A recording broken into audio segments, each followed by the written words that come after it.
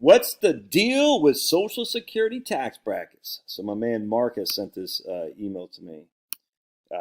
It's an article he couldn't figure out what the link was, so he just copied and pasted. Very good article to read, and we're going to dive into this because the ignorance of the tax brackets is just, there's no exception, there's no excuse for being ignorant of the tax brackets, that's for sure. So anyway, the Social Security income thresholds haven't changed since they were first introduced in the 1980s. And that's when Reagan signed a bill to raise the tax Social Security benefits. Who passed the legislation?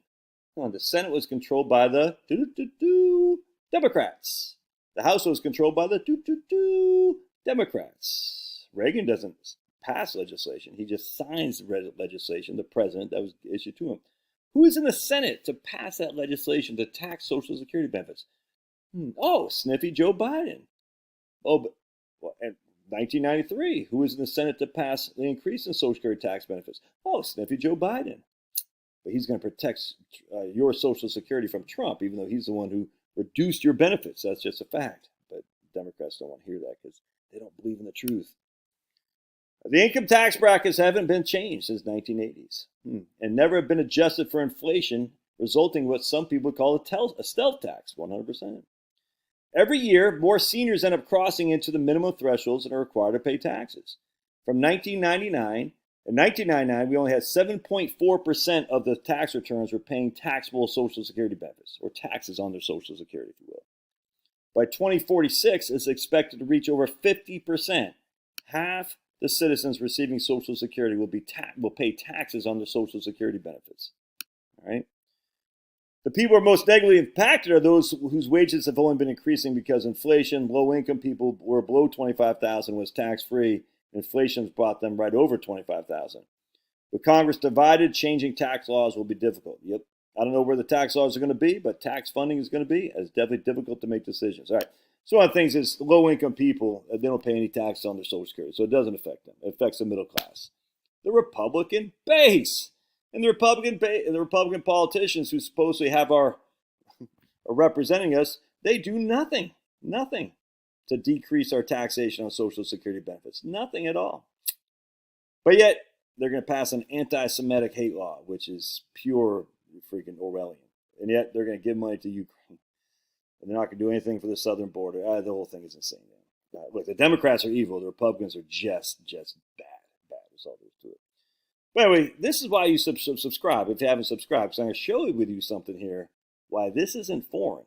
And if you're ignorant about the tax rates historically, if you don't know your history, you're bound to repeat it. I kind of hate that. It's such a cliche saying, but when it comes to taxation, if you don't know your history, you're bound to lose money. And I'm going to show you what I'm talking about. So Social Security wasn't indexed for inflation, right, in terms of taxation. Alternative minimum tax wasn't indexed to inflation. And even your old buddy Josh got sucked into the AMT in 2017. Had to pay an extra $5,000 of taxes for AMT. It's crazy. It's never supposed to be for moderately affluent middle class earners. It wasn't. It was never supposed to be like that. So Social Security taxation was never supposed to be in terms of the proposed legislation to tax lower and middle class income Social Security recipients. Never. What else wasn't adjusted for inflation? Let's take a look, shall we? So we're going to go to the Tax Foundation, and we're going to show you something here. In 1964, actually go to 1965. It'll be a little bit clearer. In 1965, you needed this is married filing jointly, you needed $4,000 of taxable income. Taxable income is after standard deductions or itemizations to be in the 19% tax bracket in 1965. All right? And that's a reduction because in 1964, $4,000 of income puts you in the 20% tax bracket. Actually, I'm looking at 1963. Let's see. 1963, $4,000 of income puts you in the 22% tax bracket. Again, that's taxable income. Same thing. So I just want to point out the 4,000. So again, 1965, if you had $4,000 of income, you were in the 19% tax bracket. All right? Everybody with me so far? We're going to scroll all the way up to 1976. 1976. Check this out. Your $4,000 of taxable income, where'd it go? Was still in the 19% tax bracket. Anyone find that odd? So $4,000 of taxable income, again, that's after standard deductions and exemptions or itemization deductions. In 1964, you had $4,000 of taxable income. You had a 20% tax bracket. 1976, well above 10 years later, that $4,000, you're still in a 19% tax bracket. Anything changed from 1964 to 1976? Massive amounts of inflation. Bracket creep. So a guy that was making $1,000 in 1964 is now making at least $4,000 because of inflation, the massive amounts of inflation.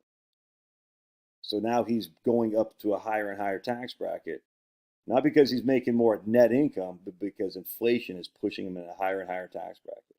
Even Stephen King wrote about that in a book, one of his books he had written about in the late 70s, early 80s. I talked about paying more and more taxes on basically the same amount of income.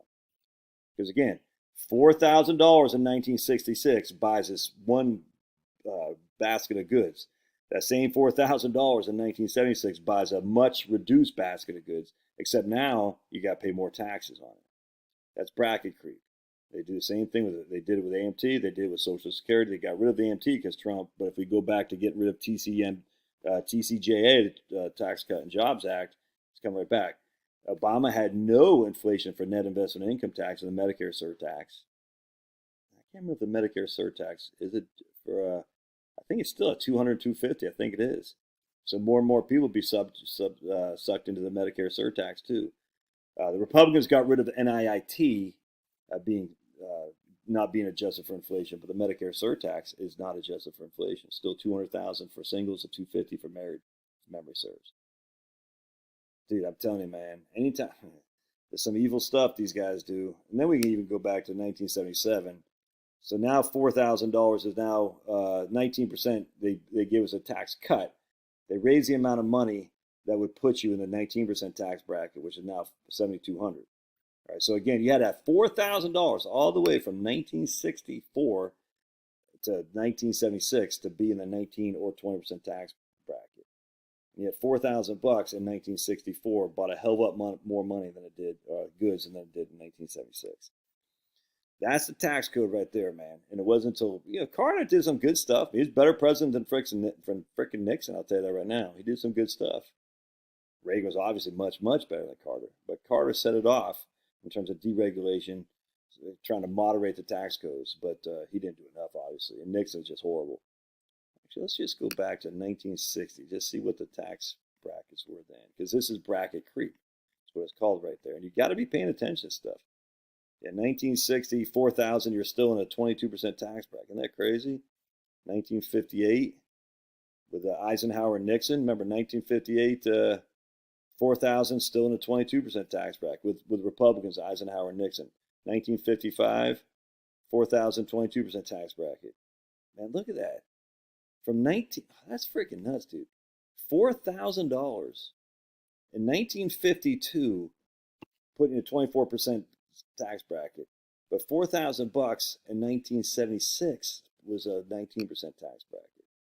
They did reduce the brackets, but they didn't reduce it by much. That's crazy. Anyway, love your thoughts. God bless. Don't forget to subscribe. See ya.